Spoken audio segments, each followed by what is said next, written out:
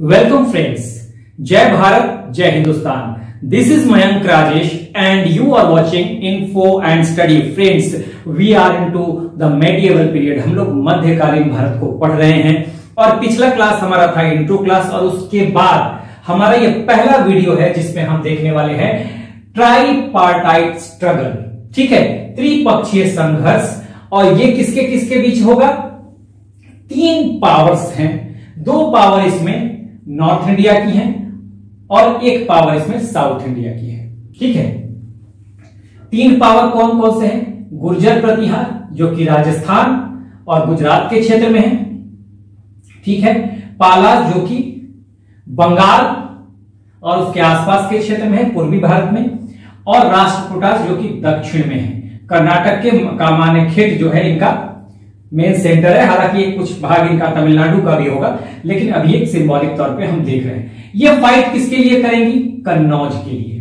कन्नौज के लिए ये ट्राइपार्टाइट स्ट्रगल होगा। तो एक ट्रायंगुलर स्ट्रगल आपको देखने के लिए मिलेगा जो मैंने यहां पर बनाया हुआ है। अभी मैं इसको भी बताऊंगा। तो यहां पर देखिए, इसी कन्नौज के लिए लड़ाई होगी तीन शक्तियों में। इसी कन्नौज को ध्यान रखिएगा, महोदय नगर भी कहा गया इतिहास में, महोदय नगर या महोदय श्री। तो कभी एग्जाम में आ जाए तो महोदय नगर और महोदय श्री आपको याद रखना चाहिए। यह स्ट्रगल क्यों हुआ, क्या कारण थे, हाँ, जिसकी वजह से यह स्ट्रगल, यह ट्राइपार्टाइट स्ट्रगल या त्रिपक्षीय संघर्ष हुआ कन्नौज के लिए। तो मैं आपको बता दूं कि ये तो हम रीजन जानेंगे ही, लेकिन अगर रफली हम देखें तो आपको जब मैं एंशिएंट हिस्ट्री पढ़ा रहा था और उसमें जब मैंने हर्षवर्धन पढ़ाया तो उसी समय मैंने बताया था कि हर्षवर्धन जो है अपनी जो राजधानी है, राजनीतिक परिस्थितियां ऐसी बन गई थी कि राजधानी को उन्हें करना पड़ता है, थानेश्वर से अपने आप को शिफ्ट करना पड़ता है कन्नौज। ठीक है, पुष्यभूति डायनेस्टी के थे हर्षवर्धन। और तभी से हर्षवर्धन के समय से राजनीति में एक महत्वपूर्ण परिवर्तन आता है। अब तक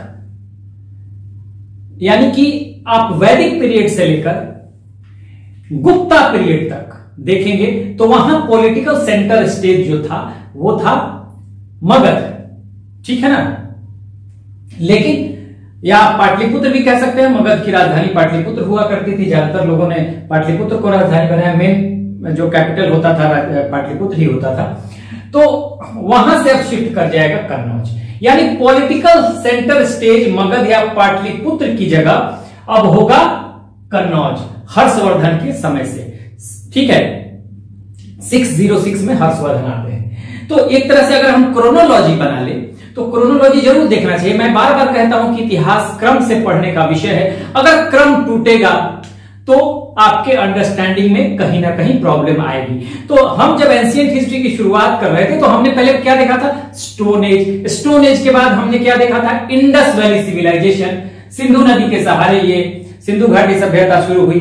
ठीक है, हड़प्पा संस्कृति भी इसे कहते हैं और इसे प्रथम नगरीकरण भी कहा जाता है। फर्स्ट अर्बेनाइजेशन फेज सिंधु नदी के सहारे ही शुरू होता है, एग्जाम में आ जाता है। उसके बाद हम आए थे वैदिक पीरियड में। वैदिक पीरियड के बाद 6th सेंचुरी बीसी में महान परिवर्तनों का काल। यहीं पे आपको 16 महाजनपद देखने को मिलते हैं और यहीं से मगध का उत्थान शुरू हो जाएगा। मगध एक महत्वपूर्ण और सबसे ताकतवर महाजनपद के रूप में आएगा। 16 महाजनपद आपको भारत, पाकिस्तान और अफगानिस्तान में मिलेंगे। ठीक है, जिसमें मगध यहां पर है और मगध बिहार में मगध है। तो मगध सबसे ताकतवर महाजनपद के रूप में उभर के आता है। तो 6th सेंचुरी बीसी में मगध ताकतवर बनने लगता है और आगे भी मगध पॉलिटिकल सेंटर स्टेज बना रहता है। जब हम आगे 6th सेंचुरी बीसी के बाद जब हम मौर्यन पीरियड में आते हैं वहां भी बना रहेगा। ठीक है, पोस्ट मौर्यन पीरियड में कुछ देशी विदेशी ताकतें आती हैं।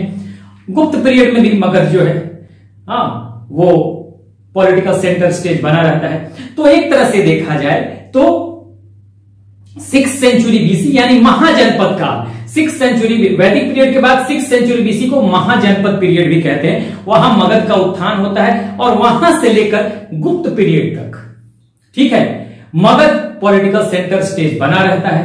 हाँ, सत्ता का केंद्र बना रहता है। जो भी पॉलिटिकल पावर्स हैं वो मगध को कैप्चर करना चाहती हैं, लेकिन गुप्त पीरियड के बाद पोस्ट गुप्ता पीरियड में हर्षवर्धन आते हैं और वहां से परिस्थितियां चेंज हो जाती है और कन्नौज जो है अब सत्ता का केंद्र बन जाएगा। इसके बारे में क्यों तीनों शक्तियां भिड़ रही हैं, क्या खासियत थी कन्नौज की, तो अभी हम चर्चा करेंगे इस पे।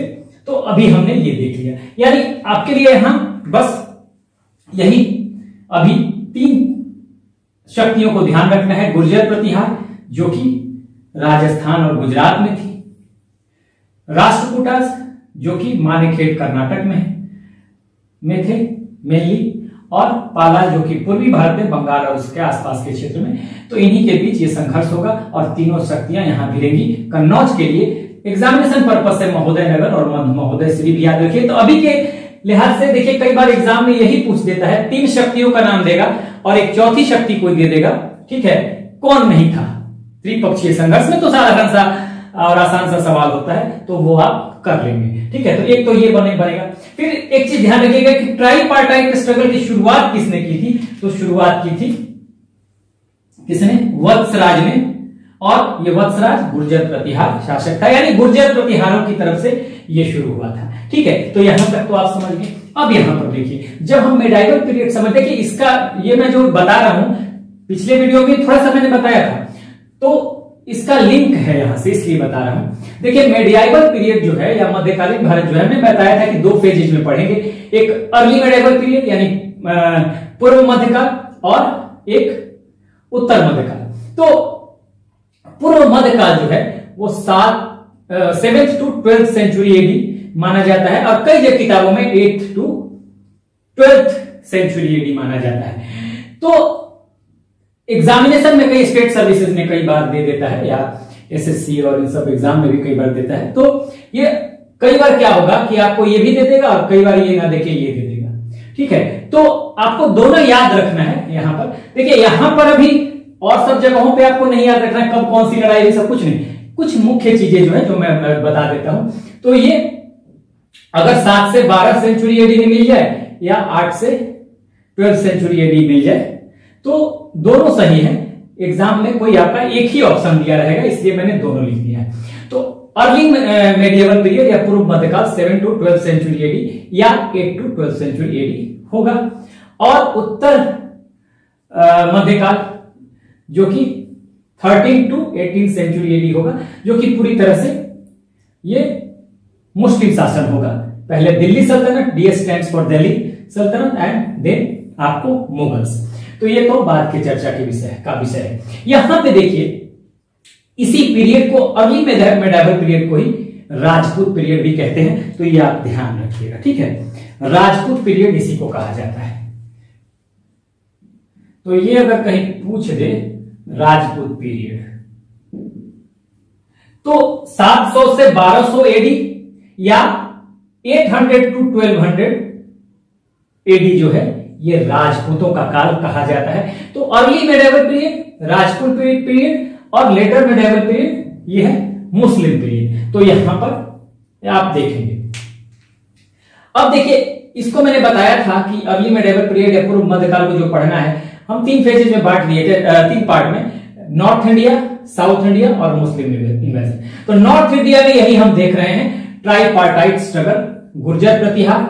यहां पे मैंने ट्रायंगल बना दिया है ताकि आपको आगे भी अगर मैं कुछ जरूरत पड़ेगा तो ट्रायंगल से ही समझा दूंगा। तो ये गुर्जर प्रतिहार देखिए ट्रायंगल ही बनेगा। यहां पे पालाज ईस्ट में और साउथ में Rashtrakutas, R stands for Rashtrakutas, P stands for Palas and GP stands for Gurjar Pratihara, ठीक है। तो ये ट्राइपार्टाइट स्ट्रगल सबसे पहले हम देख रहे हैं, उसके बाद हम राजपूतों पे भी विचार करेंगे। देखिए गुर्जर प्रतिहार भी राजपूत है, लेकिन अभी हम पहले ट्राइपार्टाइट स्ट्रगल पढ़ेंगे, फिर हम कुछ वंशों को पढ़ेंगे जो हर्षवर्धन के बाद उभर के आते हैं। हाँ, हर्षवर्धन के बाद अगर देखें तो प्रमुख राजपूत वंश, तो ये भी गुर्जर प्रतिहार भी होगा। उसके बाद यहाँ पे मालवा में परमार आ जाएंगे, ठीक है। कन्नौज में आपको अभी तो जब ट्राइपार्टाइट स्ट्रगल चल रहा है, यहाँ आयुध वंश है, अभी मैं चर्चा करूंगा। और बाद में आ जाएंगे, आप देखेंगे कि जब राजपूत वंशों की चर्चा करेंगे तो यहाँ पे कन्नौज में गढ़वाल वंश भी आ जाएगा, बुंदेलखंड में यहाँ पे आ जाएंगे चंदेल, यहाँ पे गुजरात में सोलंकी या चालुक्य, वो गुजरात के चालुक्य या सोलंकी, जिसको सोलंकी शासक कहा जाता था। हाँ, तो ये देखेंगे तो कई राजपूत वंश देखने के लिए मिलेंगे। तो हम जब पहले ये कर लेंगे तो उसके बाद हम यहां पर गुर्जर प्रतिहारों के बारे में थोड़ा डिटेल जानेंगे, थोड़ा पालों के बारे में डिटेल जानेंगे, ठीक है। उसके बाद हम आगे राष्ट्रकूटों के बारे में, जब हम एंशिएंट हिस्ट्री पढ़ेंगे साउथ इंडिया की, वहां हम राष्ट्रकूटों के बारे में चर्चा करेंगे, क्योंकि अभी मैं बताऊंगा यहां पे, ठीक है, 1-2 दिनों में वो भी शुरू करूंगा। एंशिएंट हिस्ट्री साउथ इंडिया के 2-3 वीडियो 4 वीडियो बनेंगे उसमें, ठीक है। तो ये राष्ट्रकूट के बारे में वहां चर्चा होगी। अब मैं क्यों कह रहा था कि पहले नॉर्थ इंडिया, तो पहले हम देख लेंगे ये, क्योंकि गढ़वाल वंश जो है इसके बाद ही आएगा, ट्राइपार्टाइट स्ट्रगल के बाद आयुध वंश यहाँ पे है अभी, तो आयुध वंश के बाद ही आएगा ऑब्वियसली। इसलिए हम राजपूतों की चर्चा, इनके ओरिजिन के बारे में सब थोड़ा डिटेल जानेंगे, ठीक है। चंद्रवंशी राजपूत होंगे, सूर्यवंशी राजपूत होंगे, और कुछ सिद्धांत अग्निकुंड थियरी का भी है, ठीक है। तो वो सब हम बाद में देखेंगे। ये देखिए, उसके बाद साउथ इंडिया की अगर हम बात करेंगे तो अभी मैंने यही बताया कि देखिए साउथ इंडिया के अगर हम अर्ली मेडिवल पीरियड की बात करें तो देखिए जो हम एंशिएंट इंडिया पढ़ेंगे साउथ इंडिया का, उसमें मेजर पोर्शन जो होगा, हाँ, वो अर्ली मेडिवल पीरियड का ही है। अब देखिए राष्ट्रकूटास हम पढ़ेंगे, एग्जाम्पल मैं बता रहा हूं, राष्ट्रकूटास पढ़ रहे हैं यहां, राष्ट्रकूटास अपना अर्ली मेडिवल पीरियड में रोल निभा रहे हैं, लेकिन ये एंशिएंट हिस्ट्री में भी हम इनको देखेंगे साउथ इंडिया के। अब मैं आपको बता दूं, थोड़ा समझना जरूरी है इसके। देखिए जब हम साउथ इंडिया की हिस्ट्री पढ़ेंगे,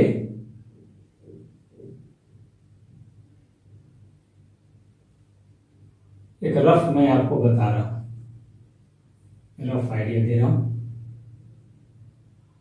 तो अभी अभी मैंने बताया और पहले भी पढ़ा चुका हूं कि जब हम मौर्यन पीरियड के बाद पोस्ट मौर्यन पीरियड में आते हैं तो कुछ देशी और कुछ विदेशी ताकतें उभर के आती हैं। मैंने बताया था विदेशी ताकतें इधर से इंडो ग्रीक आते हैं, इधर से फिर आते हैं मौर्यन सक्सेसर के रूप में, उसके बाद सीथियंस यानी शक आते हैं, फिर पर्थियंस आते हैं, और फिर आपको कुषाण आते हैं लास्ट में, जो विदेशी ताकतें हैं। जो देशी ताकतें हैं यहां पर सबसे पहले सुंग वंश आएगा, फिर यहीं पे कण्व वंश आ जाएगा, और साउथ में सातवाहन आएंगे। देखिए समझिएगा, मैं यहां से समझा रहा हूं इसी को। अब यहीं पे जब आप देखेंगे, इनके बाद सातवाहनों के बाद यहीं पे वाकाटक आ जाएंगे, ठीक है। फिर इसमें कुछ कर्नाटक का भी एरिया मिल जाएगा, तो यहां पे आ जाएंगे वातापी के चालुक्य। वातापी के चालुक्यों में ही एक शासक था पुलकेशिन सेकंड, जिसने कि हर्षवर्धन का साउदर्न एक्सपेंशन रोक दिया था। तो देखिए ये हम पढ़ रहे हैं साउथ इंडिया के एंशिएंट हिस्ट्री में, प्राचीन भारत में, दक्षिण भारत के प्राचीन इतिहास में हम इसको पढ़ेंगे।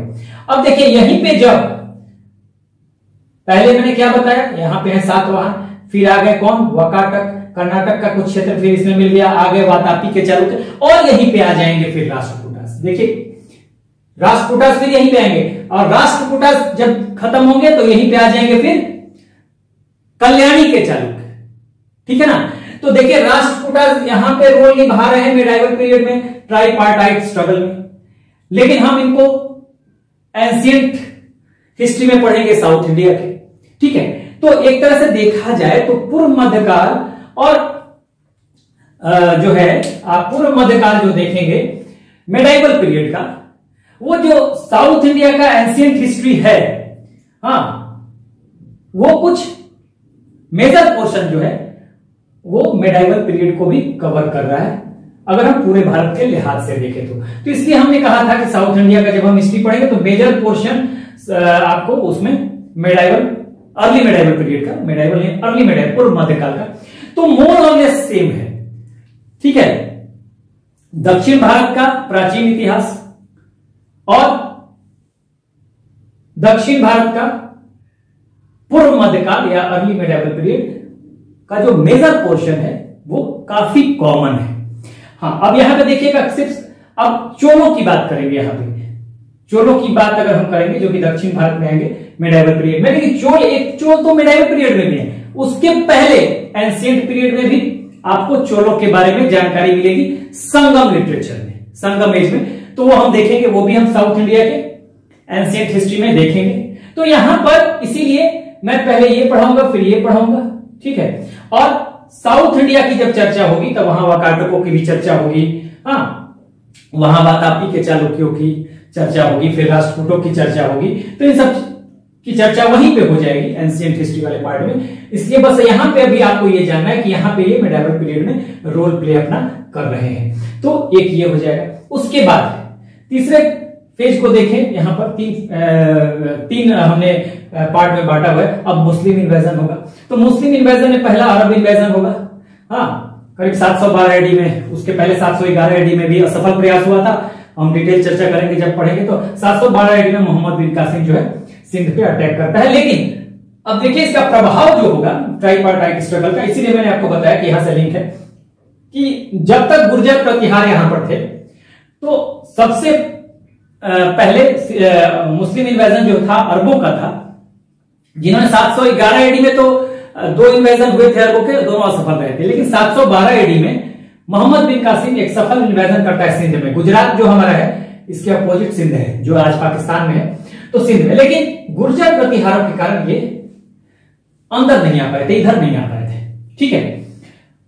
तो अरब, और जैसे ही इसका इंपैक्ट मैं बता रहा हूं, जैसे ही ये ट्राइपार्टाइट स्ट्रगल खत्म होगा, हालांकि ट्राइपार्टाइट स्ट्रगल में गुर्जर प्रतिहार हाँ जीत कर आएंगे, इनकी विक्ट्री होती है। लेकिन ये 200 सवा 200 साल तक चलने वाला ये स्ट्रगल था जिसमें सबकी शक्ति जो होगी क्षीण हो जाएगी, कम हो जाएगी, कमजोर हो जाएंगे, और यहीं से रास्ता क्लियर हो जाएगा तुर्कों के लिए। तुर्क आक्रमण होगा, एक तो पहला गजनवी का होगा और दूसरा मोहम्मद गोरी का होगा, ठीक है। तो गोरी और गजनवी आते तो अफगानिस्तान से, ये पाकिस्तान फिर अफगानिस्तान, आते तो अफगानिस्तान से है लेकिन ओरिजिनली ये तुर्किश है, ठीक है।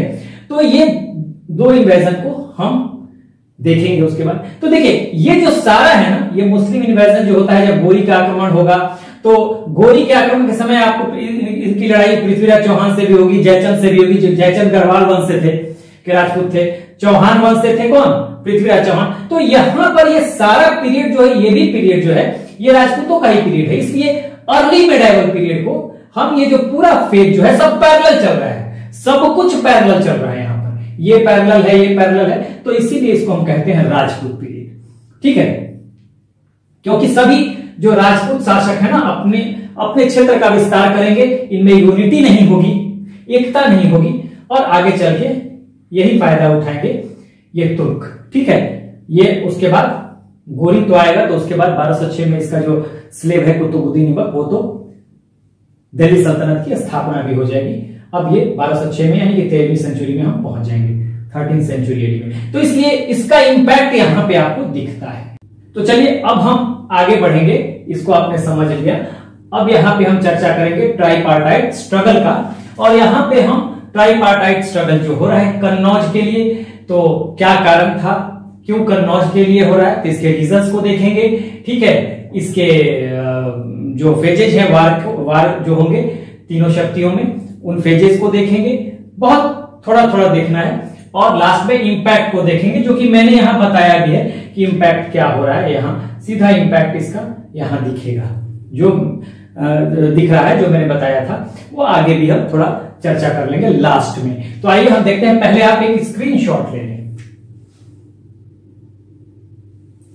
चलिए तो अब हम बढ़ते हैं आगे और देखेंगे ट्राइपार्टाइट स्ट्रगल के रीजंस को। Let's move on and now will discuss about the reasons behind this tripartite struggle. इस त्रिपक्षीय संघर्ष के पीछे कारण क्या थे। कारण कन्नौज है, मैंने बताया था, ठीक है। कन्नौज हर्षवर्धन के समय से एक शक्तिशाली क्षेत्र हो चुका है, क्योंकि हर्षवर्धन की राजधानी ये हुआ करती थी कन्नौज। कन्नौज इसकी राजधानी थी हर्षवर्धन की।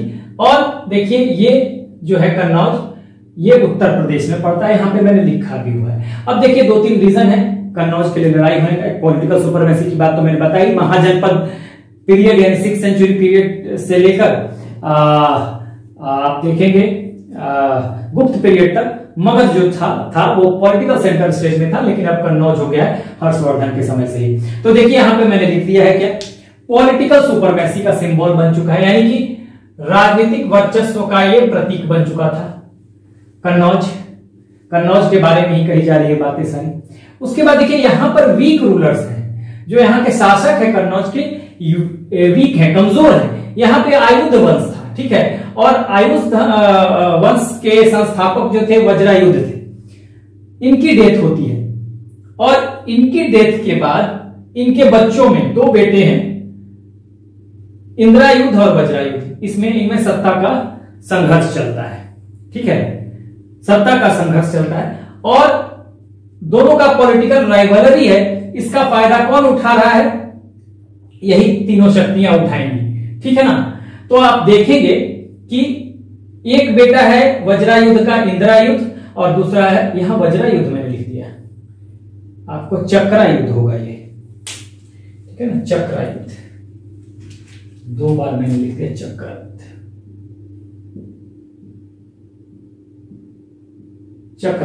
सॉरी कई बार हो जाती है। तो इनके दो बेटे हैं वज्रायुध के, इंद्रायुध और चक्रायुध, दोनों में पॉलिटिकल राइवलरी है, सत्ता संघर्ष चल रहा है, किसके लिए, कन्नौज के लिए। तो आप देखेंगे कि इंद्रायुध का समर्थन सपोर्ट करेगा कौन, गुर्जर प्रतिहार जो है, ये गुर्जर प्रतिहार इंद्रायुध को समर्थन देंगे, जबकि पालाज जो है, ये पाल, वो समर्थन देंगे चक्रायुध को, ठीक है। मेरे ख्याल से बात आप समझ गए। शासक कौन है यहां पर, ये आयुध वंश का शासन है। तो पहले यहां पे वज्रायुध हुआ करते थे, जिनकी डेथ हो जाती है, उसके बाद उनके दो बच्चे हैं, दो बेटे हैं, इंद्रायुध और चक्रायुध। इनके बीच एक पॉलिटिकल राइवलरी चलेगा और ये कन्नौज की सत्ता के लिए संघर्ष करेंगे आपस में। तो एक को समर्थन देगा, इंद्रायुध को समर्थन देगा गुर्जर प्रतिहार और चक्रायुध को समर्थन देगा पालास। जब संघर्ष शुरू होगा तो कभी इंद्रायुध शासक बनेगा तो कभी चक्रायुध। अगर पालाज जीतते हैं तो चक्रायुध को सत्ता मिलती है और यदि गुर्जर प्रतिहार जीतते हैं तो इंद्रायुध को। तो एक तरह से वहां पे ये चलते रहता है टर्न वाइज। तो यहां पर एक तो वीक रूलर्स हैं तो इसका फायदा सब उठाना चाहेंगे, ठीक है, क्योंकि ऑब्वियस है अगर ये सपोर्ट कर रहे हैं इसको, उसके बाद अगर इनकी वजह से अगर इंद्रायुध बैठता है तो ये जो कहेगा वो करेगा, ठीक है। तो आप देखेंगे कि कमजोर शासन होने की वजह से इसको कंट्रोल करने के लिए कन्नौज को यहां वर्चस्व की लड़ाई है, ठीक है। तो एक तो ये बात हो गई। तो यहां देख लीजिए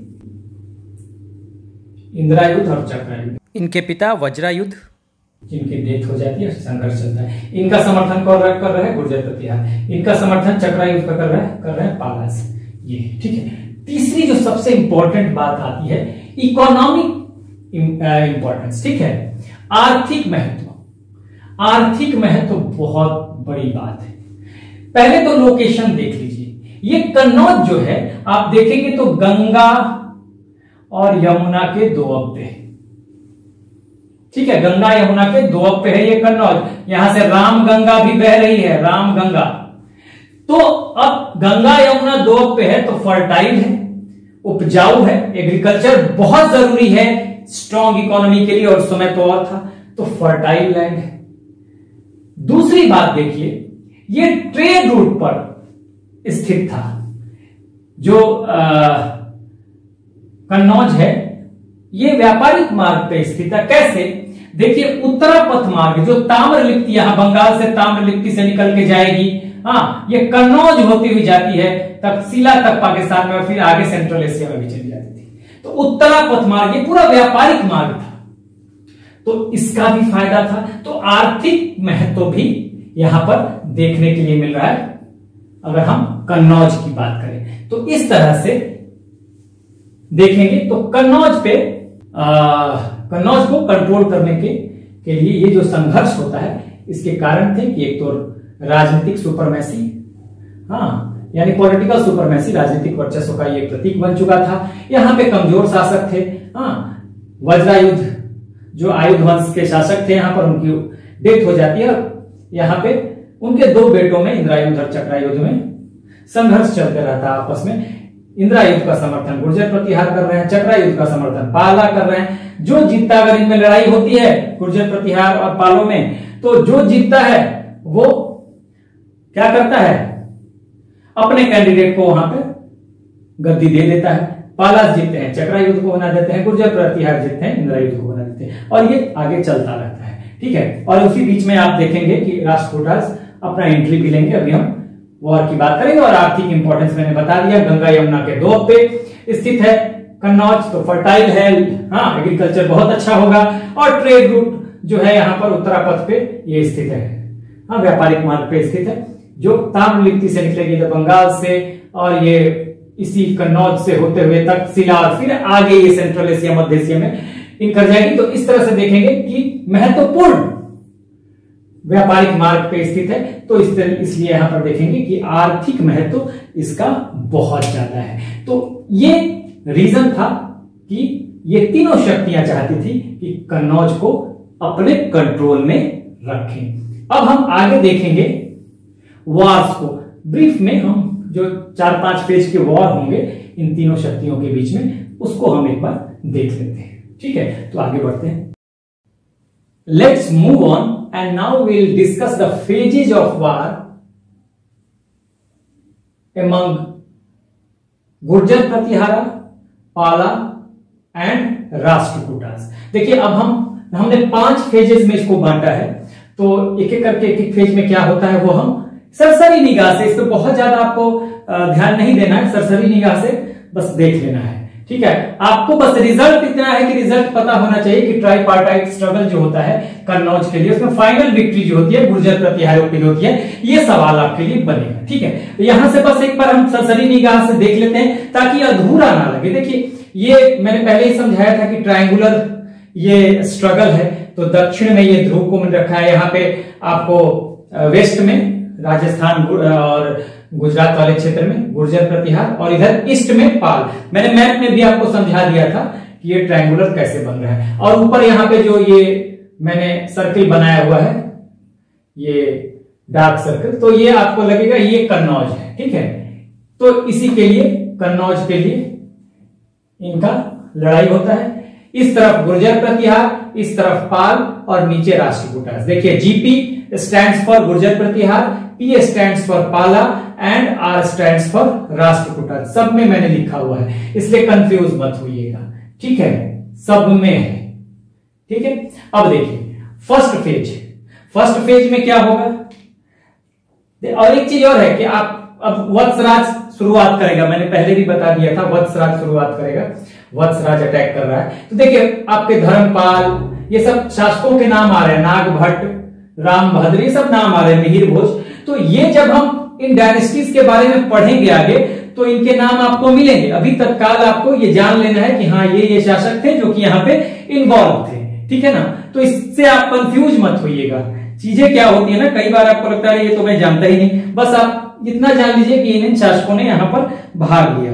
तो इससे क्लियर हो जाएगा कि इधर वाले गुर्जर प्रतिहार हैं, इधर वाले पालाज हैं, नीचे वाले राष्ट्रकूटास हैं। ऊपर जो है क्या है, कन्नौज है, इसी के लिए संघर्ष हो रहा है। गुर्जर प्रतिहार, पालाज, राष्ट्रकूटास, गुर्जर प्रतिहार, पाला, राष्ट्रकूटास, गुर्जर प्रतिहार, पालाज, राष्ट्रकूटास, गुर्जर प्रतिहार, पालाज, राष्ट्रकूटास, और ऊपर जो डार्क सर्किल है ये कन्नौज है, इसी के लिए संघर्ष चल रहा है। तो देखिए यहां पर पहली बार में कौन कौन शासक है, गुर्जर प्रतिहार की तरफ से वत्सराज है, और पालाज की तरफ से धर्मपाल है, और राष्ट्रकूटास की तरफ से ध्रुव है।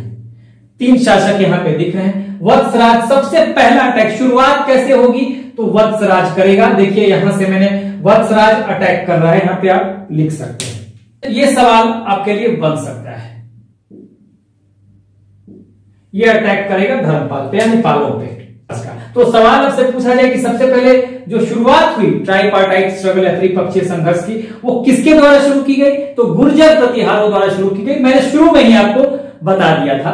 और गुर्जर प्रतिहार में उस समय शासक कौन है, वत्सराज है, जिसने धर्मपाल पे अटैक किया। तो यहां से सवाल बनेगा कि ट्राइपार्टाइट स्ट्रगल शुरू कौन करता है, तो शुरू करेगा वत्सराज। बहुत इंपॉर्टेंट है, इसको आप नोट कीजिएगा। धर्मपाल पे अटैक करता है, रिजल्ट क्या होगा, विक्ट्री होती है वत्सराज की, यानी कि यहां पे गुर्जर प्रतिहार जीतते हैं, वत्सराज की विक्ट्री होती है। और मैंने ये भी बताया कि जो गुर्जर प्रतिहार है आयुध वंश का शासन है यहाँ पर कन्नौज पे।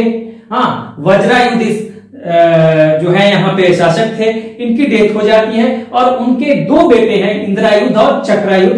अब दोनों में पॉलिटिकल राइवलरी चलता है, तो इंद्रायुध को सपोर्ट कर रहे हैं गुर्जर प्रतिहार, जबकि चक्रायुध को सपोर्ट कर रहे हैं पालाज।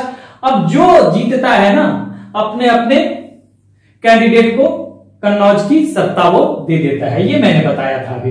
तो देखिए यहाँ वत्सराज जीत रहा है, तो वत्सराज कौन है? गुर्जर प्रतिहार है, तो अपना कैंडिडेट जो इसका है इंद्रायुध, इसको बना देगा रूलर ऑफ कन्नौज। तो अब इंद्रायुध बन गया।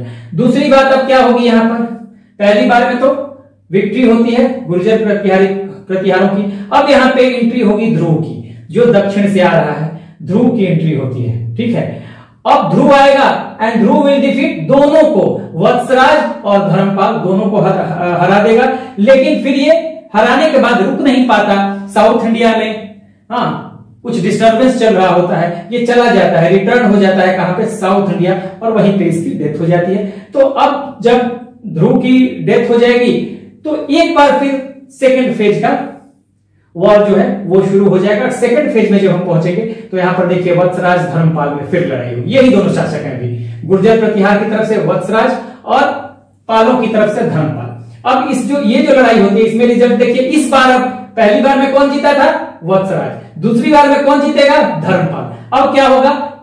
ये वत्सराज ने अपने समर्थक इंद्रायुध को सत्ता दे दी थी, अब यहां पे अब धर्मपाल जीत रहा है। पालाज किसको समर्थन कर रहे हैं? पालाज कर रहे हैं चक्रायुध को, तो अब चक्रायुध हो जाएगा रूलर ऑफ कन्नौज, बना देगा धर्मपाल।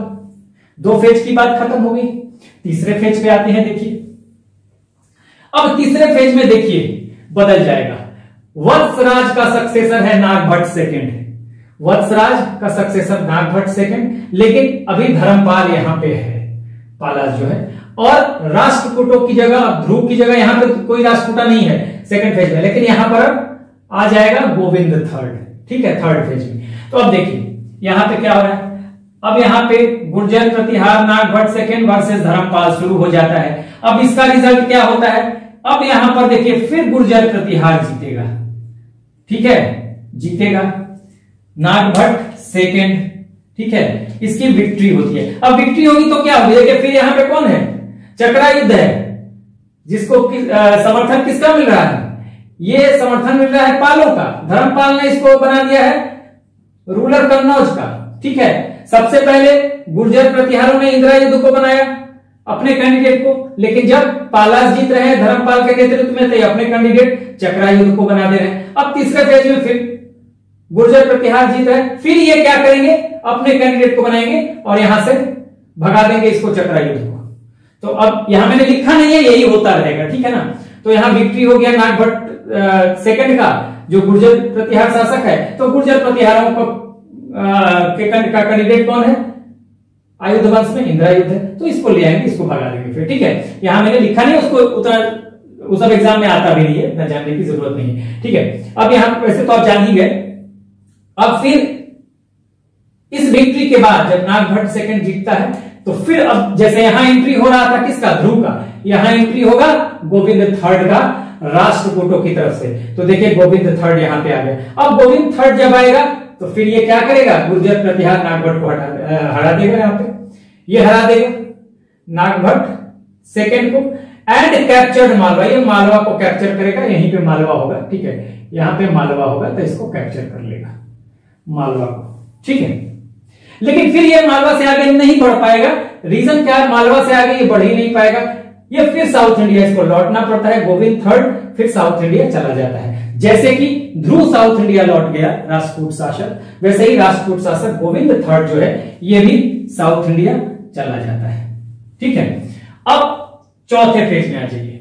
अब चौथे फेज में दोनों बदले हुए हैं। गुर्जर प्रतिहारों की तरफ से ये नागभट्ट सेकंड की जगह यहां पे रामभद्र आ जाता है, जो कि नागभट्ट सेकंड का सक्सेसर है, और धर्मपाल का सक्सेसर अब देवपाल आ जाता है यहां पर पालों में। अभी यहां पर राष्ट्रकूटा नहीं है यहां पर फोर्थ फेज में। तो अब रामभद्र वर्सेस देवपाल, यहां पे देखिए अब इसका रिजल्ट विक्ट्री देवपाल। फिर यहां पे कौन जीतेगा? पालाज जीत जाएंगे चौथे फेज में। पांचवें फेज में आ जाइए। अब पांचवें फेज में देखिए, यहां पे रामभद्र की जगह मिहिर भोज, गुर्जर प्रतिहार का सबसे महान शासक मिहिर भोज। बाद में मैं जब पढ़ाऊंगा, इसके बाद अब हम पढ़ेंगे राजपूतों को ना, तो सबसे पहले हम प्रतिहारों को ही पढ़ेंगे। पहले प्रतिहारों को पढ़ेंगे, कुछ वंश हैं, कुछ और भी वंश है, तो जो प्रमुख वंश है उनको हम देखेंगे। तो अगले वीडियो में हम प्रतिहारों को पढ़ने वाले हैं, तो वहां पे आपके ये सारे आ जाएंगे नाम, ठीक है ना। तो इसलिए चिंता मत कीजिएगा। अभी हमें चूंकि सब तो पैरेलल ही चल रहा है, राजपूत वंश और वो तो सब थोड़ा बहुत आगे पीछे होगा, तो उसको आपको बैलेंस करके चलना है। तो यहां पर अब मिहिर भोज आ गया रामभद्र की जगह। यहां पे देखिए, ये हार इसलिए कहते हैं कि बहुत ही नालायक शासक था। यहां पर गुर्जर प्रतिहार का जो रामभद्र है ना, वो बहुत नालायक था कहा जाता है। तो यहां पर देखिए, यहां पर देवपाल की विक्ट्री हो जाती है, और उसके बाद मिहिर भोज जो गुर्जर प्रतिहार शासक है, और फिर यहां पे देवपाल ही है, क्योंकि यहां पे जीता है तो देवपाल रहेगा ही। अब ये है यहां पर, और राष्ट्रकूट में यहां पर कृष्ण थर्ड है। यहां पर मिहिर भोज क्या करेगा, अब ये दोनों को, ये जो गुर्जर प्रतिहार मिहिर भोज है, ये दोनों को हरा देगा, कृष्ण थर्ड को भी हराएगा, देवपाल को भी हराएगा, ठीक है। और इस तरह से गुर्जर प्रतिहार फाइनल विक्ट्री गुर्जर प्रतिहारों की होती है। अंतिम विजेता बनकर उभरते हैं गुर्जर प्रतिहार। यहां पे मैंने ऊपर लिख दिया है, बहुत ज्यादा इसमें आपको ध्यान नहीं देना है। 5 पेज में कौन कौन शासक हैं, बस इसको आप ध्यान रखिएगा, एक सरसरी निगाह से देख लीजिएगा, और थोड़ी थोड़ी चीजों को आप याद रखिएगा। बहुत ज्यादा इससे सवाल नहीं आते, ठीक है ना, लेकिन फिर भी अधूरा ना लगे इसलिए हमें पढ़ना था। हमें बस इतना रखना है याद कि 3 जो शक्तियां थी, गुर्जर प्रतिहार, ठीक है, पालास और राष्ट्रकूटास, ये गुर्जर प्रतिहार राजस्थान और गुजरात में थी, पालास बंगाल और उसके आसपास के क्षेत्र में, पूर्वी भारत में, और राष्ट्रकूटास कहां पे है, ये कर्नाटका वाला क्षेत्र में, और थोड़ा बहुत तमिलनाडु वाले क्षेत्र में। मैं दिखा चुका हूं आपको मैप में, तो बस इतना याद रखना है। अब इन तीनों में जब संघर्ष होगा तो तमाम राजाओं के नाम जो एम्पेरर्स हैं उनको मैंने लिख दिया, और फाइनल विक्ट्री गुर्जर प्रतिहारों की होती है। तो ये आपको ध्यान रखना है, ठीक है। अब इसके बाद हमें ये जानना है कि इंपैक्ट क्या होता है, यहीं पे हम इंपैक्ट देख लेंगे। पहले आप एक बार स्क्रीनशॉट ले लीजिए। चलिए, तो यहां पर मैं मिटा के इंपैक्ट में आपको थोड़ा सा दिखा देता हूं, समझिएगा। अगर हम ट्राइपार्टाइट स्ट्रगल के इंपैक्ट को देखें, इसके इंपैक्ट को देखें, अगर इंपैक्ट देखिए, इंपैक्ट में पहला क्या होगा कि देखिए 200 साल चलती है, ये जो वार का फेज है ये चल रहा है। तो इसमें तीनों गुर्जर प्रतिहार, पालाज और राष्ट्रकूटास,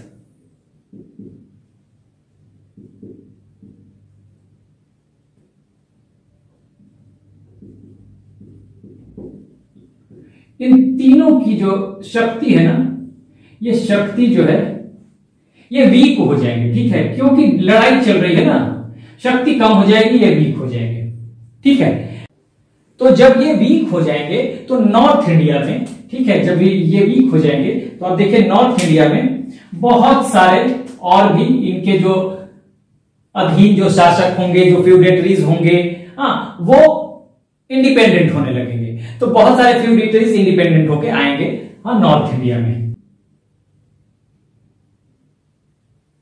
नॉर्थ इंडिया में भी, साउथ इंडिया में भी। तो आप देखेंगे कि ये अगर देखिए, अगर हमने छोटा सा एक मैप अगर बना लिया तो ये देखिए इस तरह से, अगर छोटा सा मैप बना लिया है तो इधर भी फ्यूडेटरीज कुछ होंगे। अब जैसे राष्ट्रकूटास हैं तो राष्ट्रकूटास की जगह देखेंगे कि आगे इनके फ्यूडेटरीज होंगे कौन,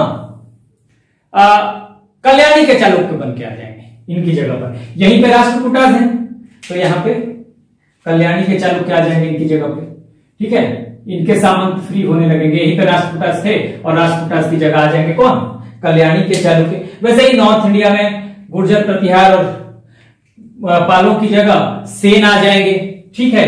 गुर्जर प्रतिहार के बाद बहुत सारे और भी फ्यूडेटरीज आएंगे, तो वो इनको रिप्लेस करने लगेंगे फ्यूडेटरीज। और फ्यूडेटरीज मैंने बताया आपको, मैंने बताया था कि गुप्ता पीरियड में जोर शोर से जो है सैलरी के बदले लैंड दिया जाने लगा था, हाँ, जो कि आगे भी जारी रहा। हर्षवर्धन के समय में। उस समय क्या होता था कि लैंड दे दिया जाता था, और जो लैंड दिया गया फिर वहां पे वो एडमिनिस्ट्रेटिव राइट मिल गया, फिर वहां पे वो रेवेन्यू कलेक्ट करने लगे, फिर वहां पे जुडिशियल राइट भी धीरे धीरे मिल गया। तो एक तरह से उनको इंडिपेंडेंट कर दिया जाता था कि उस क्षेत्र से पे तुमको लैंड दे दिया गया, वहां से कमाओ और खाओ, ठीक है।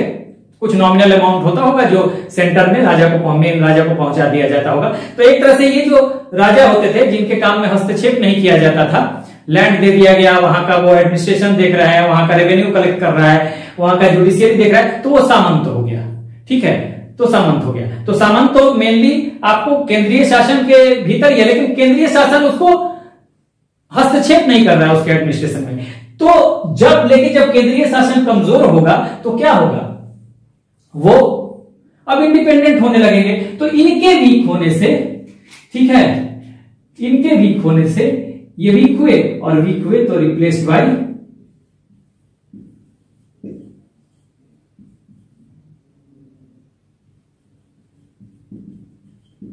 फ्यूडेलिटी से रिप्लेस होने लगे, ठीक है।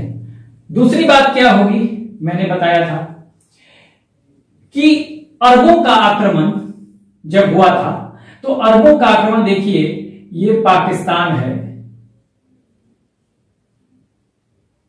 ये पाकिस्तान है, ठीक है, और ये अफगानिस्तान है ओवरऑल। तो ये पाकिस्तान, ये अफगानिस्तान।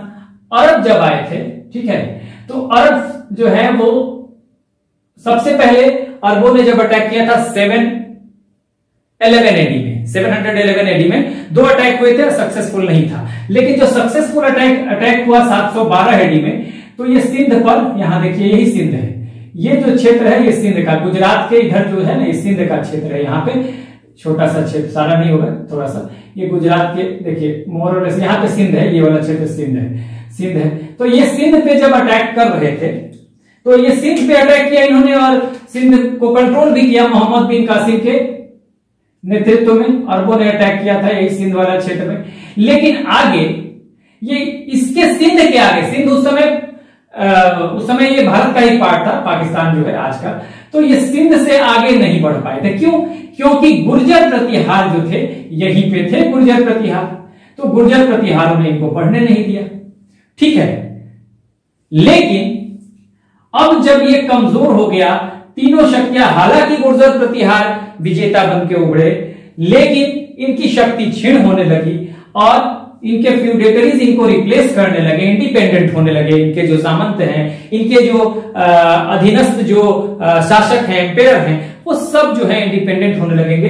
तो यहां की शक्ति जब कमजोर होगी, तो वहीं से देखिएगा तुर्किश आक्रमण होगा नॉर्थ वेस्ट से, पहले मोहम्मद गजनवी का और फिर गोरी का, ठीक है ना। तो गोरी का, और दोनों आएंगे अफगानिस्तान से ही, हालांकि थे वो तुर्किश, लेकिन आएंगे अफगानिस्तान से, और यहीं से भारत में तुर्किश आक्रमण होगा। और मोहम्मद गोरी के आक्रमण के बाद भारत में दिल्ली सल्तनत की स्थापना हो जाएगी। यानी कि तुर्किश इन्वेजन ने मुस्लिम शासन का भारत में जो है मार्ग प्रशस्त कर दिया, क्योंकि ये कमजोर हो गए। तो दूसरा इंपैक्ट ये है कि तुर्किश इन्वेजन, मैंने आपको बता दिया था, तुर्किश इन्वेजन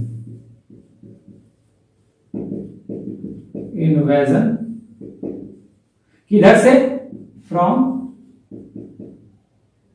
नॉर्थ वेस्ट। और 2 इन्वेजन होते हैं, एक गजनवी, पहले भी मैंने बताया, और एक मोहम्मद गोरी, दोनों अफगानिस्तान से आएंगे। हाँ, ये गजनवी तो लूट के चला जाएगा, लेकिन गोरी जो है यहां पे आएगा और राजपूतों को हराएगा, पृथ्वीराज चौहान और जयचंद को हराएगा। दोनों राजपूतों में एकता नहीं थी, आगे पढ़ेंगे हम लोग। और उसके बाद 1206 में उसका मतलब 1206 में 1206 एडी में जो मोहम्मद गोरी का जो स्लेव होगा, गुलाम होगा, कुतुबुद्दीन ऐबक, वो दिल्ली सल्तनत की स्थापना भारत में कर देगा।